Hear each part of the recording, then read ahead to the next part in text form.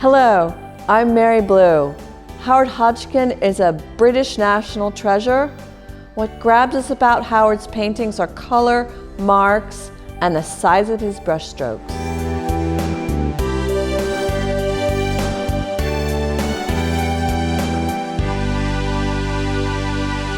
He likes to quote the writer E.M. Forster, "First grab the reader's attention." This session focuses on color and mark making with paintings based on our memories by transforming them into objects. Today we're filming in Suffolk at the Bank Invest in Discovery. These videos share ways to create, explore artist materials, highlight artists, and jumpstart your practice. The focus is on the journey. Like most artists, and we are a quirky bunch, I've developed my own method of setting up a palette over time.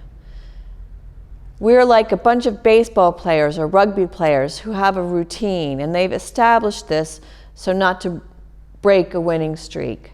Over the years, I've developed a few rituals to get me into the right headspace to work. I do a little warm-up sketches every day, write something in my journal, scrape my palette down, and set out my fresh colors. It's a personal thing. So when I started thinking about describing to you how to go about setting up a palette, I asked other artist friends of mine if anyone had ever taught them how to set up a palette, and they mostly said no, not really. So if any of you want to share your ideas with me, I'd love to hear from you, so leave a comment in the space below and I will email you a response. I find this part of our practice fascinating. I have a homemade palette made from recycled table and I attached rolling wheels to it. I'd love to be able to move my palette around the studio to go where I'm working. I painted the top white, and then I attached a piece of upcycled glass. It's the surface that I work on that I like to mix my paints. I lay my colors out from white to black, and I sort of roll the color wheel out from yellow to orange to green to violet. I have, in essence, unfolded the color wheel in a line. Take a look at the color wheel that I've created, and you can play around with picking the colors that you choose. There is no one right way. Part of your journey is to find what works best for you. This is a personal choice, and I suggest playing around with as many colors as you can get your hands on, and then you'll find out what you like and you don't like. Experiment and have fun. When looking at the color chart, you will see I've chosen titanium white over zinc or flake. Experiment, have fun. When looking at the color chart, you'll see I have chosen titanium white over zinc or flake. Then next I choose a cadmium yellow deep, a lemon yellow, a yellow ochre, a bright green, a hooker's green, a cerulean blue, cobalt Prussian blue, Payne's gray, violet, cadmium red light, cadmium red deep, a raw sienna, a burnt umber, and I finish with a lamp black. That's pretty much my standard palette. If the subject matter calls for it, I add in additional colors. But when I begin a painting, I try to imagine what it looks like in my mind before I start. I think about what I will need. And invariably, as I work, I allow the surface of the painting to inform me, to tell me what it wants. In Words for H.H., written in 2001 by Julian, who recalls him sitting in a bar when they were traveling, saying, "With a delivery poised between self-satire and true contentment, I feel a picture coming on." I often feel a picture coming on. Take a look at this painting, Bombay Sunset. It completely washes over you. Howard Hodgkin has bewitched me. He plays with the picture plane and draws you in. The frame is part of the painting. This image is entirely complete. Howard works on his paintings for 4 or 5 years until they are finished, and he says when they are finished, the subject returns. I can sort of smell the spice from the market in India with that painting. In this session, we are going to experiment with painting memory, and I'm going to paint 3 of my memories. The first exercise is my memory of my childhood bedroom with blue walls, cream walls, and the shimmer of my hi-fi amplifier when I was listening to Fleetwood Mac while lying on my bed daydreaming. Howard works on wood. I also like to work on wood. Let's take a look at the surface that I made for this demonstration. It's an MDF panel surrounded by a wooden frame. I've covered the entire surface with gesso so the frame becomes part of the painting. And let's talk about how paint works on a hard surface. I like the feeling of the resistance of the brush against the paint with the surface. I've also worked on paper, and you can work on paper if you wish, adding a frame. Whilst I'm demonstrating these paintings, it's important to keep in mind that Howard endlessly modified his paintings in search of an effortless relationship between what he paints and how he goes about painting. This is the picture plane that I'm talking about, and the relationship between the form and the surface that is so important to Howard to give life, in effect, to an artifact on its own. Once he finishes a painting that may take him 5 years, the actual image is a performance in its own right, having its own pictorial language that he's developed over a lifetime of looking.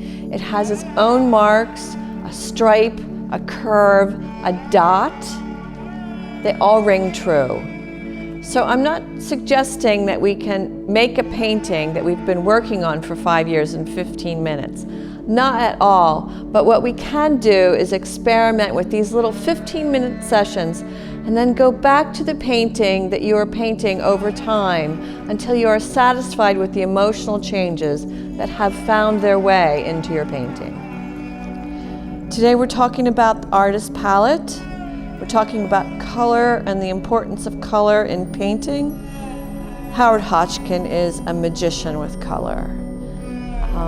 Over the years, I've developed my palette where I basically start at the titanium white and I unfurl the color wheel, and I go from titanium white to cadmium to yellow to green to blue to violet red, and then I end on a lamp black. So go ahead and download this chart and feel free to investigate a variety of colors in your palette.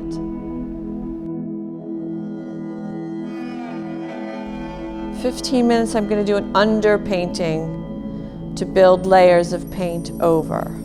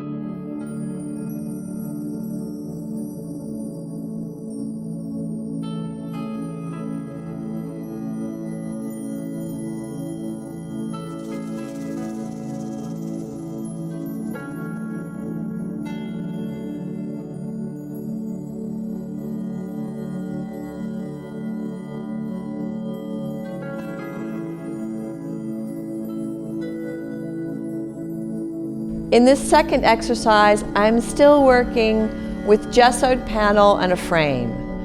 To give you the idea of painting over time, I've already put down an underpainting. This will show you how I add layers of color to build up the surface of the painting over time. Let's consider the frame, and if we think of this painting as a performance, then the frame is a curtain that draws back to see the drama unfold. We can think about presentation of the image. My next memory is of a letter from a friend that is the subject matter of this painting, and it changed the course of my life. This painting calls forth how I felt about when I received this letter. It was a moment of sheer joy, and I will try to paint that. This painting is about contained emotions as art without feeling there is no art at all.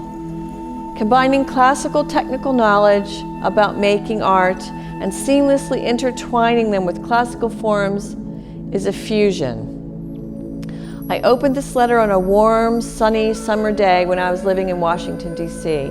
There were clouds, and I received amazing news that would change the course of my life. So this is the second layer. We're doing a second demo.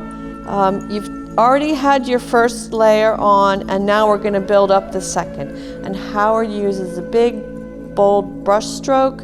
I'm going to try to do the same. You have fun with this at home. So look at the loose shapes of washy color. I'm going to build another layer of juicy paint on top of this undercoat. I'm considering the frame of the painting as a portal looking into the scene from my memory. I'm remembering colors and where I was standing when I received a letter. I'm thinking about the whole picture deliberately. I'm thinking of the edge of a shape. I'm thinking of adding colors that suggest possible clouds and an open sky. I'm thinking of how to make these memories into a physical object, the subject matter of this painting. To me, often when I paint, the actual object has an intrinsic honesty that I don't find in language.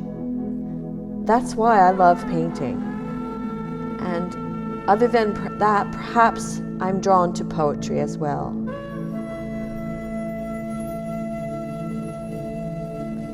I'm going to do that again. To me, often when I paint, the actual object has an intrinsic honesty that I don't find in language. And that's what makes me a painter. To make it my own and not just Howard's, I'm writing in a bit of poetry to help facilitate the mystery and focus my intention.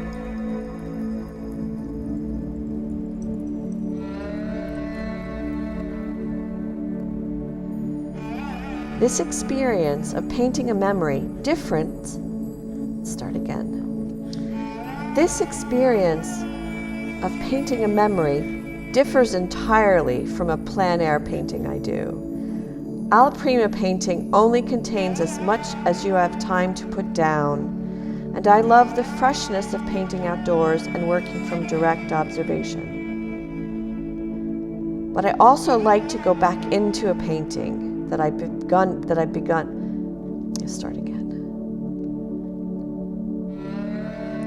I like to go back into a painting that I've begun outdoors, working from direct observation, and adding another layer and adding something else, and yet still retaining that sense of original freshness.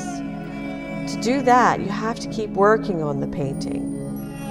And that is my thought as to why it took Howard years to finish a painting. Working on it over time will give you the scope to imbue a sense of timelessness into your work. You can begin these little exercises and just leave them in your studio or your kitchen or wherever it is you're working, and you can return to them periodically. like having a good conversation with an old friend. In many ways, I view painting as a conversation. What is left behind is the residue of what I was thinking about when I was painting. Listen along with me now and enjoy the music improvised by my fantastically talented friend and musician, Mike Coombs. I've added this little layer to help enhance the experience. Mike's a talented musician and plays a multitude of instruments. So allow yourself to be transported.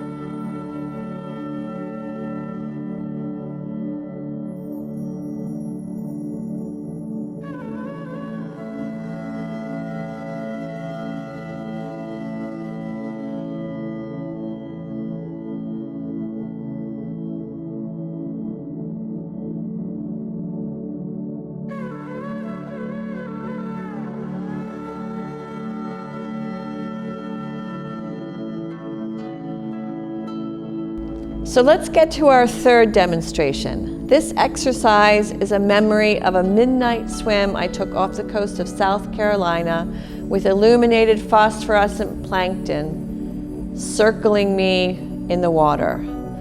The water's temperature was the same as the air, and it was a warm night. With every stroke, my arms cut through the water. The motion of my swimming carved a glowing path through the liquid black of the water's surface. Now I've already put down an underpainting of a color wash, then I added a second layer of painting. Now I will show you how I go back in and develop and overlay the additional colors to add marks and develop the image further. For me, I'm trying to teach you a little something about painting over time. Not the value of deliberating on an image, but of going back into it. Don't be afraid you will ruin it or overwork it, but to trust that it will tell you what it wants, to allow for the evolution of the image over time. You can think of this as grafting your vision to the vision of others and make something entirely your own. This is the third demo. We are going to be adding another layer of paint to what we've already done in advance, which is 2 coats. I did an underlayer, I did an overlayer. Now I'm going to look at the image and I'm going to see what it needs. I'll work back into the painting. picking up colors, I'm sort of going to respond to this turquoise here and the horizon line here. Take time to look at the first two layers that you've put in that are the underpainting and overlayer, and they will have bits showing through, and the colors will overlap, and you'll add texture and depth to the surface quality. So now when you are looking at what you have on your boards or paper, ask yourself, what does the painting need? I'm searching for the grit of this experience. This picks up where words leave off. It's a mood, a sensation, and it describes an emotional reality. I have come to understand that living in an artistically conservative country like England, and America also has its conservatism, but in England he's often thought to be an abstract painter, but I don't see him that way. Through my American filter, I admire him for his representational depiction of recalled space. Something altogether very sophisticated, and I adore that about his work. Howard is a true British national treasure. Again, while I continue painting, have a little listen to the original music by Mike Coombs as you paint along with me, or just enjoy watching me paint.